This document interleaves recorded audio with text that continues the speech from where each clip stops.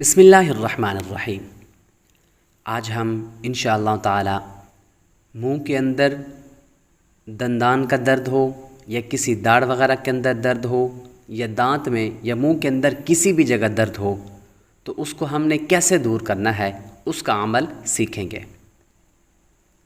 ف را عین واو نون فرعون، غین را قاف غرق، شین دال شد، فرعون غرق شد، فرعون غرق شد۔ یہ حروف یاد کر لیے جائیں۔ اگر داڑھ یا دانت یا منہ کے اندر کسی جگہ درد ہو تو اسی طرف کے رخسار پر کلمہ کی انگلی سے یہ حروف لکھیں۔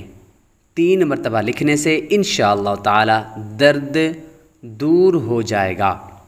یعنی یہ جو لفظ ہیں اکیلے اکیلے کر کے ف را عین واو نون فرعون، غین را قاف غرق، شین دال شد۔